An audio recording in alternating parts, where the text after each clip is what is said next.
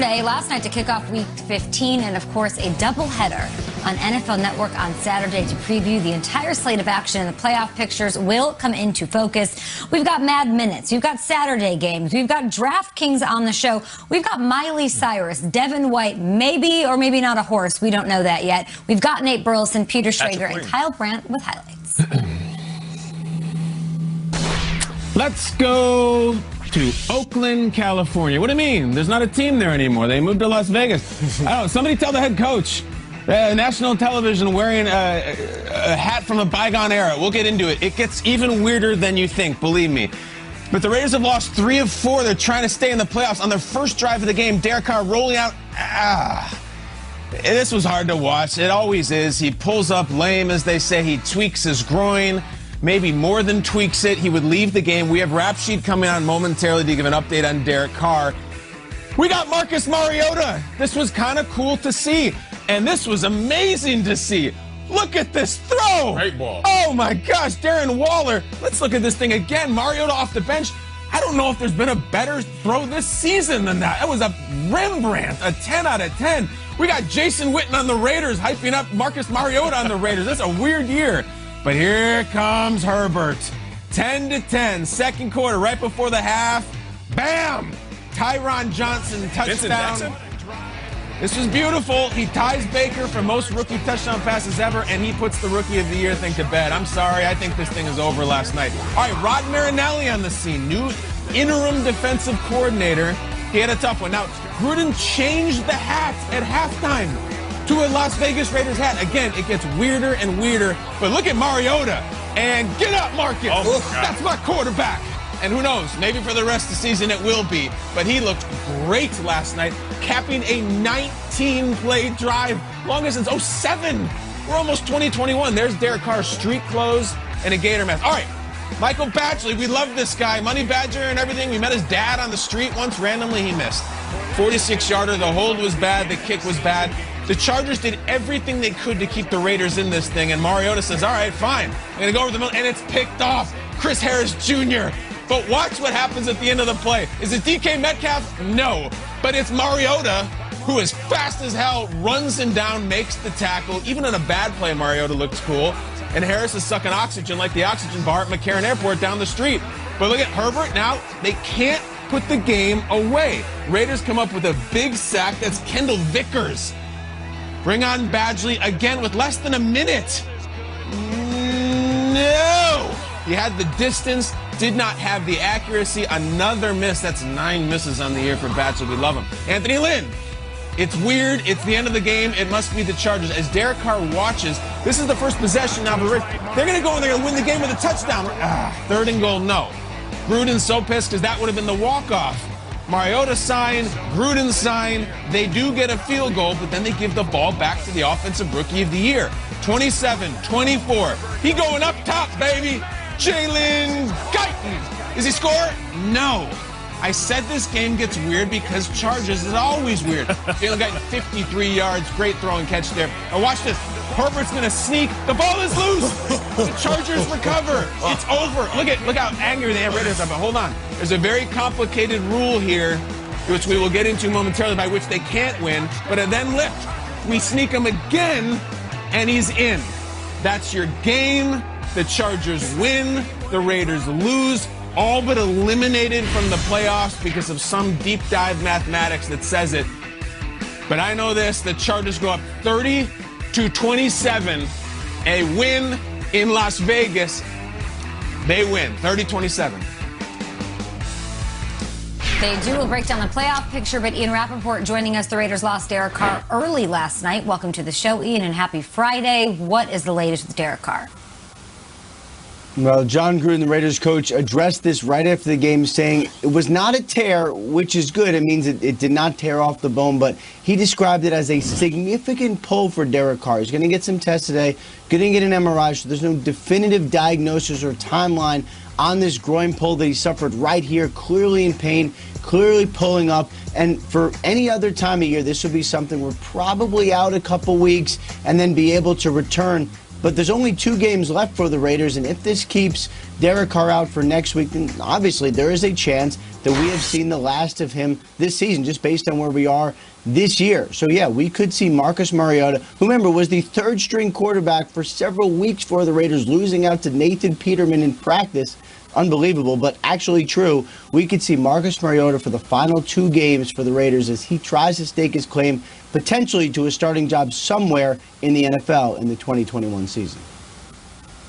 And he looked good last night under the bright lights, having to roll himself out there and try to get it done here for this team that now sits at 7-7. And they stay, Ian, in the 9 seed in the playoff picture. Thanks so much. We'll talk to you in a bit. Let's give you guys out there watching, and thanks for choosing us this morning, of course. Little glance and peek at this thing. Yep, Raiders, they're at 500. They need a lot of help to get to the postseason. Nate, what do you make of the Chargers leaving Las Vegas with a W? I love it. I love it. You know, it's funny because the Chargers leave Las Vegas with the win. And every time I leave Vegas, I leave my Charger and I lose all my money. So it's a bizarre world when I visit Vegas. But, you know, anytime I watch the Chargers, I'm convinced more and more that Justin Herbert is the future. He's not just a really good quarterback for right now. He's not just the rookie that we love to see. No, his career is on the right track, and he has it all. He has the big frame, the big arm, and he has command. I don't care if he doesn't talk as much as you want him to. I don't care if he's not as animated as some of our other quarterbacks in the NFL. But when he's on that field in between those lines, he's a perfect leader, and he's a perfect fit for this squad. You know, I love watching Justin Herbert because every time he dropped back and threw the ball, I thought this could be a big shot. It's like every time he takes a swing, it could be a home run. And that's the type of quarterback as a wide receiver that I love to watch. On the flip side, I was so excited to say Marcus Mariota's name when I woke up. I just saw him out there on the field, and I missed him. I mean, there was something about, you know, Marcus's disposition where he's just kind of chill, but then he has this very fiery side. And I think now more than ever, Marcus Mariota is playing with a different type of energy because he knows this right here is the building block for what could be the second act of his career. Yeah, and it was pretty cool to see all the Titans players tweeting about Mariota. Like, you could tell there was still so much love for him back in Tennessee, even though Tannehill's their guy and they've moved on. Back to Herbert, though, because, Kyle, you could break down just how weird and odd this game was. I mean, at the end there was missed kicks, there was mismanagement of the clock, there were strange play call decisions, there were wardrobe malfunctions in Week 15 on national TV. But the story for me is Herbert. And I could do flips. I could tell you about it. Like, every time he throws a ball, like, it looks great. And I'm not anybody to talk about it. How about a Hall of Fame quarterback in the booth oohing and eyeing? Take a listen to Aikman on this one pass to Hunter Henry and how impressed Troy was. 3-time Super Bowl champion, Hall of Famer. This guy is impressive. One, that he can move at his size. You know, typically you see guys 6'6". They just aren't really that athletic in the way in which they move. They're a little awkward. He's not. He's very fluid. It's just a perfect pass. He gets out, and it was good coverage. And when he turned it loose, I'm thinking there's no way he's going to be able to complete this one. He just threw it perfectly. It was 60 minutes of that. It was oohing and eyeing over a court. And it's not like Aikman doesn't have Rodgers and Mahomes and Brady every week. He's at the prime game. Right. Every Thursday night, every Sunday. Herbert was amazing last night. This pass was incredible. The touchdown pass. There's one pass on a pass to Guyton late in the game that was like a perfect dime. This kid Herbert is set up for the future. The Chargers are set up with a quarterback. Look, their coaching decisions might be horrendous. They might be playing in front of an empty stadium this season with no fans at SoFi, and it might have been a lost season. But if there's one thing the Chargers can look to, they have a building block for the future, and Justin Herbert is the real deal. We're going to be talking about Herbert for a long time. He was great last night again. Let's talk about the Raiders for a second. The Raiders showed a lot of heart last night, which I really appreciate. Their quarterback gets knocked out. Hunter Renfrow gets knocked out. They didn't have Henry Ruggs, and they battled, including up to the final sequence of the game, which I thought had a lot of weirdness to it. Let's get into this for a second, because the Chargers are about to punch this thing in. You see Herbert running. He's going to take a hit here from Nick Kwiatkowski. He's on 1st and goal. Watch the late flag atop by the official. This was a tough call. And by tough, I mean really bad. Watch the reverse angle. Kwiatkowski comes in. His head is sort of tilting down. He's a former special teams player who is very smart. They flagged him for a personal foul to give a new 1st down. I hated it. Now, this fumble's unbelievable. The rule here is when Herbert fumbles, only he can recover it to advance the ball. So when a teammate recovers, they wave it off. It's a very strange rule. And then they go, Herbert gets hit in the teeth. The Raiders did everything they could possibly could. They really, really tried, and it got very strange, and I don't think that call went in their favor. I earned some respect for the John Gruden Raiders last night. But also, we have a few rules here in Good Morning Football, and one of them is ask about the hat. This hat thing is so strange. To the Raiders reporters, to Omar Ruiz on this network, can we please get some answers? Because John Gruden goes out wearing an Oakland Raiders hat. This is strange enough. Do you know what he said after the game? He said, I apologize, and quote, somebody played a pretty good trick on me, end of quote.